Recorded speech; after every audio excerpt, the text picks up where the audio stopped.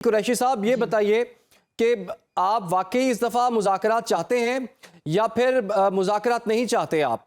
तो अगर मुज़ाकरात नहीं होंगे तो फिर आपके लिए क्या रास्ता है?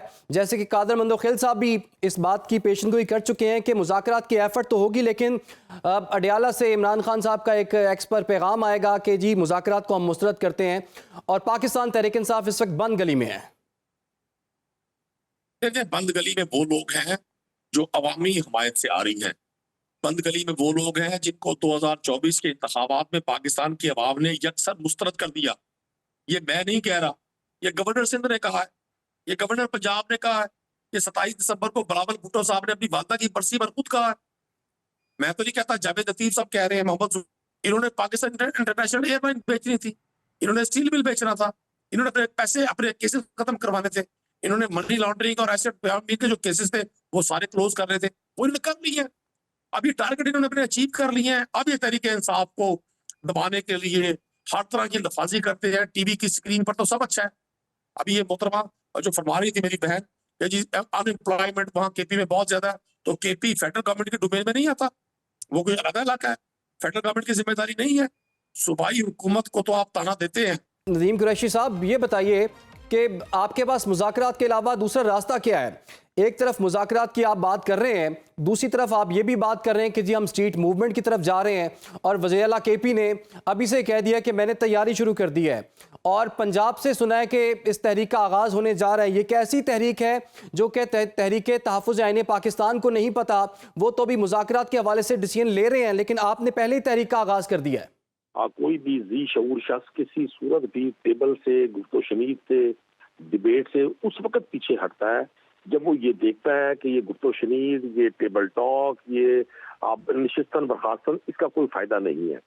अगर मुज़ाकरात की अफादियत हो, मुज़ाकरात करने वाले सिंसियर हो, मुज़ाकरात करने वाले समझते हो कि जो उनसे मुखालिफ सोच रखता है, हमने उसको इज्जत और रिस्पेक्ट भी देनी है, तो मुज़ाकरात यकीनन आगे बढ़ते हैं।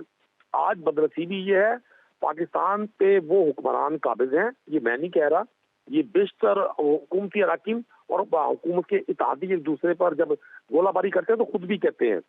ये पाकिस्तान की तारीख के वो इंतखाबात हैं कि सिर्फ हुक्मरान है और ये मुल्क है, अवाम इनके साथ नहीं है। अवाम तो किसी और जगह खड़ी है। अगर अवाम इनके साथ हो तो इनको ये जुबान बंदी, ये मीडिया कंट्रोल, ये लोगों पे गिरफ्तारियां, लोगों के पे छापे, लोगों को धमकाना, ये सिलसिला ना हो। आज भी तहरीक इंसाफ उन मस्बत मुज़ाकरात को खुशाइन कहेगी जिनका नतीजा इस मुल्क की के मुआशी इस्तेहकाम की सूरत में, सियासी इस्तेहकाम की सूरत में और इज्जत और एहतराम की सूरत में निकलेगा।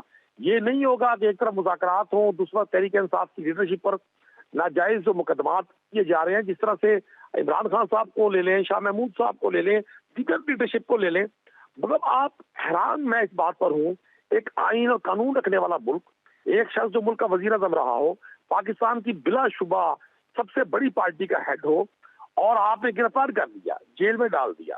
आपकी सूरत में कौन सी इंसानी हुकूक की तंजीम इसको मानेगी? कौन सा लॉ इसको मानेगा कि आप उस शख्स की मुलाकात ना होने दें, उसकी फैमिली से दूर रखें, उसको आइसोलेट कर दें, उसको अजियत दें, उसको ज़हनी टॉर्चर करें? कौन सा मुहज़्ज़ब माशरा की इजाजत देता है? फिर ये फरमाते हैं कि हम लीडरशिप पे जुल्म करें, हम अवाम पे जुल्म करें, हम सब कुछ इस मुल्क के असासे बेच दें, हम बैरून मुल्क प्रॉपर्टियां बना लें, मनी लॉन्ड्रिंग कर लें, यहाँ के असासे बैरून मुल्क मुंतकिल कर दें, हमें फिर भी हाजी सनाउल्लाह कहा जाए, हमें इमाम काबा कहा जाए, हमें सबसे नेक और पवित्र शख्स कहा जाए। भाई पाकिस्तान की अवाम अब 1980 में नहीं है। नवाए वक्त, इमरोज और जंग 3 अखबार नहीं पढ़े जाते। आज हर शख्स के हाथ में एक सोर्स ऑफ इंफॉर्मेशन है, आप उसको किसी सूरत रद्द नहीं कर सकते। और अब तो जब से IMF की रिपोर्ट आई है, 5300 अरब, 5300 अरब रुपए की बेज़ाब्तियां, करप्शन कहें, डाका कहें, चोरी कहें, ना मैंने कहा, ना इमरान सदाल्लाह ने कहा, ना पाकिस्तान के किसी और शख्स ने कहा, उस IMF ने कहा है जिसकी नाज बर्दारियां उठाते उठाते मौजूदा हुक्मरान अवामी हमायत खो चुके हैं, अवाम से दूर होकर सिर्फ IMF की नाज बर्दारियां उठाते हैं। तो हर रोज एक नया स्कैंडल है इस मुल्क में, हर रोज एक नया हादसा है इस मुल्क में। टीवी की स्क्रीन पर, हुकूमती तर्जुमानों की जुबान पर, और जो जो इनके उनकी जुबान पर सब अच्छा की रिपोर्ट है। ठीक है जी। अगर सब अच्छा हो, तो इस तरह से नौजवान मुतनफिर होकर इस मुल्क को छोड़ने की ख्वाहिश रख रहे हो। यहाँ जो टेक्सटाइल इंडस्ट्री के हेड है वो चीख रहे हैं, यहाँ ताजिर रो रहा है, यहाँ काश्तकार परेशान है।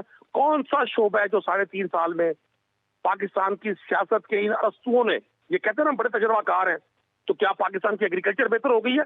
ये बताएं, जटान साहब बहुत बड़े बड़े लॉजिक्स दे रहे थे, ये मुझे एक क्रॉप का नाम बताएं जिसमें पाकिस्तान ने आज से 5 साल पहले जो क्रॉप की यील्ड होती थी उसको अचीव किया हो। ये मुझे बताएं, ये जरा है ना, मैं तो दावत देता हूं फैसलाबाद देख के आकर। फराज साहिबा, अगर इतने ही हालात खराब हैं तो हरिपुर में इलेक्शन आप लोग किस तरह से जीत गए?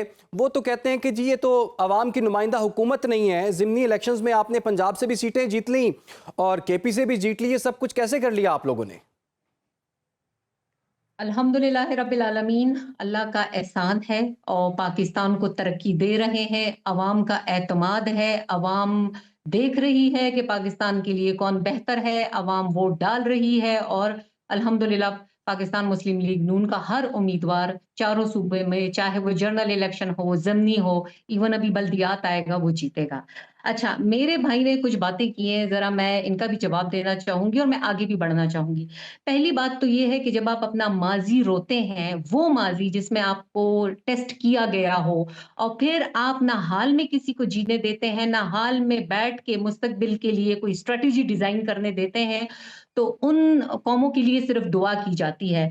मेरा इनको मशवरा होगा कि आपका माज़ी हमने देख लिया है, अब ज़रा हाल में इस हुकूमत को मुस्तकबिल के लिए कुछ फ़ैसले कर लेने दीजिए क्योंकि आवाम देख रही है और यही वजह है कि हम हरिपुर में जीते हैं।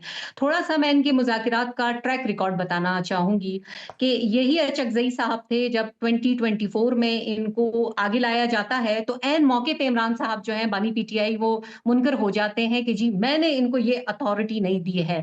फिर दोबारा जब उनसे ऑपोज़िशन लीडर की बात की जाती है कि जी हम आपको नेशनल असेंबली में ऑपोज़िशन लीडर बना देंगे, तो फिर उनके साथ धोखा करते हैं ये और वो एज़ अ प्रोटेस्ट बलूचिस्तान चले जाते हैं। इनकी अपनी सियासी कमेटी का हाल देखिए कि ये तो अपने ही अपनों पे एतबार नहीं कर रहे हैं, तो इनके साथ मुज़ाकरात कोई नहीं जी, हम हमेशा की तरह दिल बड़ा कर लेते हैं आपको फिर आप ये चाहते हैं कि ये हुकूमत काम ना करे, तो ये हुकूमत काम करेगी। आप जितने इंटरनेशनल रिपोर्ट्स, जरीदे देखिए, चाहे वो मूडी हो, चाहे वो फेच हो, आप नाम लेती जाइए। अभी इन्होंने बात की एग्रीकल्चर की, तो मुझे जो हँसी आई है, वो इस वजह से आई है कि आईएमएफ की ही एक ब्रांच है, इंटरनेशनल फाइनेंस कॉर्पोरेशन, जो इन्वेस्टमेंट ला रही है, फॉरेन डायरेक्ट इन्वेस्टमेंट 33 बिलियन की, ये तो इनकी एग्रीकल्चर का जवाब हो गया है। मेरी आपसे गुजारिश होगी कि ज़रा फाइनेंस पे, स्टैटिस्टिक्स पे, इन फिगर्स पे एक प्रोग्राम वन ऑन वन करवाइएगा मेरा, इनके काबिल से काबिल तरीन बंदा ले आइएगा जो स्टैटिस्टिक्स और फाइनेंस के बारे में जानता होगा, तब हम बात करेंगे और फिर बड़ा मज़ा आएगा। ये तो जी, कहते थे कि जी हमारे बच्चे कभी सियासत में नहीं आएँगे, तो आपके जब सारे ठीक है। कार्ड्स फेल हो गए, तो अब आप अच्छा, मासूम आखिर बच्चों में का क्विकली इस्तेमाल अगर मैं कर रहे कादर हैं कि मोहम्मद वो खलील साहब उनको आपसे सर ये पाकिस्तान पूछ नहीं आने पाऊँ दे रहा।